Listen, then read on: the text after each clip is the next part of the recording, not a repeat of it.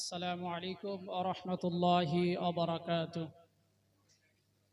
نحمده ونصلي على رسوله الكريم أما بعد فأعوذ بالله من الشيطان الرجيم بسم الله الرحمن الرحيم.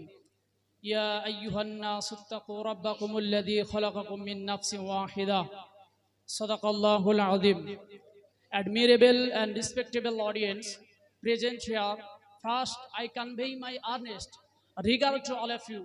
I am going to talk about women's rights in Islam.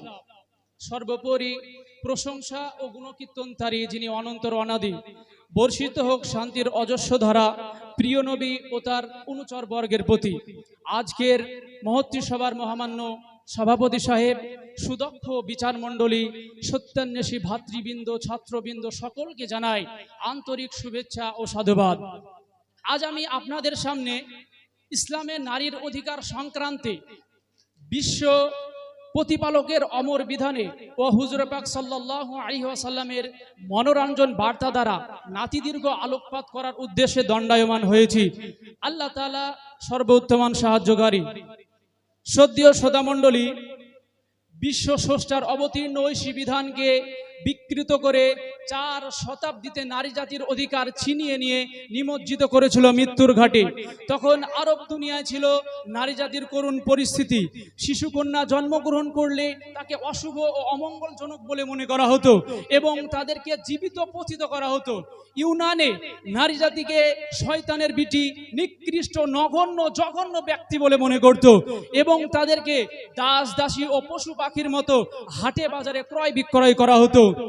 রোমে নারী জাতির অতটুকুই অধিকার ছিল যতটুকু একটি জন্তু জানোয়ারের ছিল এবং তাদেরকে অবুঝ ও অজ্ঞ বলে মনে করা হতো।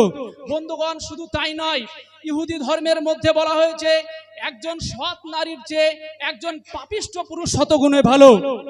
হিন্দু ধর্মের মধ্যে নারীদেরকে বলি দেওয়া হতো এবং 1829 খ্রিস্টাব্দের পূর্বে হিন্দু ধর্মে সতীদাহ প্রথা প্রচলিত ছিল।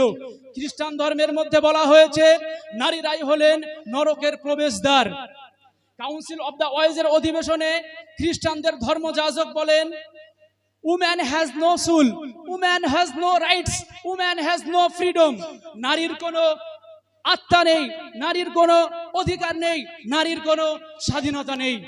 মোট কথা, বিশ্ববাসী ছিনিয়ে নিয়েছিল নারী জাতির ওপর চলন, নিপীড়ন, নির্যাতন, অত্যাচার। বিশ্ব জুড়ে গর্জে উঠেছিল নারীর করুণ পরিস্থিতি, আত্মকলহল। ঠিক সেই সময় ইসলাম ধর্মের শেষ নবী হযরত মুহাম্মদ সাল্লাল্লাহু আলাইহি ওয়াসাল্লাম আবির্ভূত হলেন বিশ্ব স্রষ্টার নিকট হতে শাশ্বত পূর্ণাঙ্গ জীবন বিধান নিয়ে, যা সর্বকালের, সর্বযুগের, সর্বশ্রেণীর প্রযোজ্য এবং অপূর্ব বার্তা শুনিয়ে দিলেন। ইয়া আইয়ুহান নাসু তাকু রাব্বাকুমুল্লাযী খালাকাকুম মিন নাফসিন ওয়াহিদা। অর্থাৎ নারী ও পুরুষ একই স্রষ্টার, একই উৎস থেকে সৃষ্টি, তাই কেউ কারো প্রভু বা দাস দাসী নয়। বন্ধুগণ, উক্ত আয়াত দ্বারা এটাই প্রমাণিত হয় যে নারী ও পুরুষ ইসলামে সমান অধিকার। তাই ইসলামে যদি স্বামীকে দিয়ে থাকে তালাকের ক্ষমতা, স্ত্রীকেও দিয়েছে বিবাহ বিচ্ছেদের অনুমতি।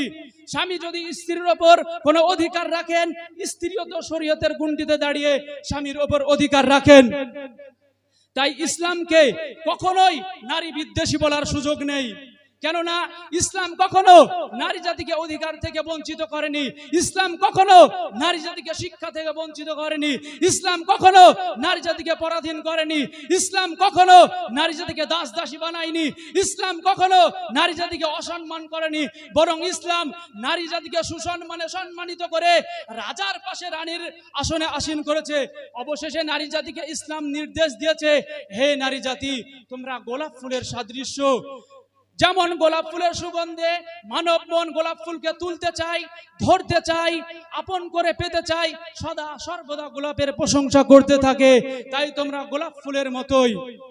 সুতরাং তোমরা গোলাপ ফুলের পাপড়িতে আবদ্ধ হয়ে থেকো, বের হয়েও না। কিন্তু কিছু সংখ্যক নামধারী শিক্ষিত নারী লোভী নারী জাতির পৃষ্ঠপোষকের মুখোশ পরে আওয়াজ তুলছে, স্লোগান দিচ্ছে, ইসলাম নারী জাতির স্বাধীনতা হরণ করেছে, শীত গ্রীষ্ম বর্ষা বদ্ধ ঘরে আবদ্ধ করে রেখেছে, সংবিধানে দেয়নি নারীর অধিকার। আমি ওই সমস্ত নামধারী শিক্ষিতদের বলতে চাই, ইসলাম কখনো নারী জাতিকে অধিকার থেকে বঞ্চিত করেনি, বরং ইসলাম দিয়েছে নারী জাতিকে মায়ের সম্মান, ইসলাম দিয়েছে নারী জাতিকে বোনের সম্মান, ইসলাম দিয়েছে নারী জাতিকে মেয়ের সম্মান, ইসলাম দিয়েছে নারী জাতিকে মায়ের সম্মান।